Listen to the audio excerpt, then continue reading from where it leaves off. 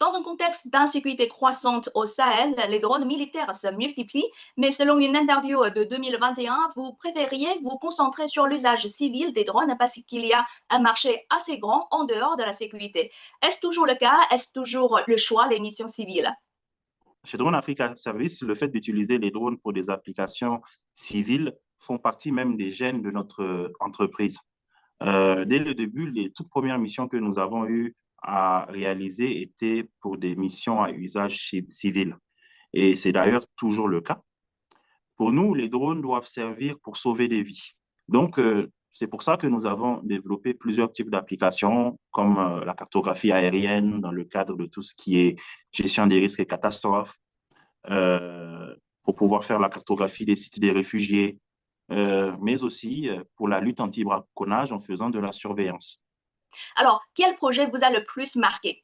Le projet, il y a plusieurs projets qui m'ont marqué parce que chaque projet qu'on a eu à réaliser était un challenge, dans le sens où c'est quelque chose qui n'avait jamais été fait auparavant au Niger. Et c'est vrai quand même que la mission du HCR, c'était notre toute première mission. À l'époque, c'était en zone d'insécurité, puisque c'était à Difa qu'on avait eu à réaliser cette mission. Pour moi, c'était certainement l'une des missions où le challenge était le plus grand, parce qu'on s'était vraiment engagé à faire ce travail-là, sachant qu'effectivement, il y avait des risques.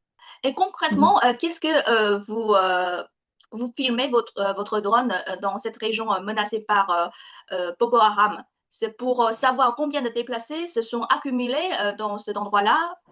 Il y avait plusieurs objectifs à la mission. La première mission, déjà, c'est que vous savez, lorsque, par exemple, un site de réfugié vient s'installer dans un endroit, il y a des impacts aussi sur le plan agroécologique. C'est-à-dire que vous allez avoir un camp qui va venir se construire. Vous allez avoir des gens certainement qui vont couper des arbres pour pouvoir se chauffer ou pour pouvoir faire des bâtiments, pour pouvoir faire de la construction. Donc, du coup, on voulait, nous, faire une étude pour savoir quel est l'impact de ces sites sur l'environnement. La deuxième chose, comment aménager le site de telle sorte à ce que le site puisse être bien implémenté sans pour autant avoir un impact négatif sur l'environnement. Vous voyez? Euh, Quel est le nombre de sites? Où est-ce que les sites sont disséminés?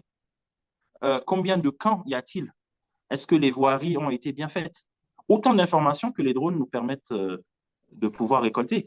Et à l'époque où on avait fait la mission, dites-vous que l'engouement pour les drones n'était pas le même qu'aujourd'hui, où le drone s'est démocratisé. À cette époque, il nous fallait nous-mêmes trouver des solutions pour pouvoir concevoir, réaliser le drone qu'il faudrait pour pouvoir faire ce type de mission-là.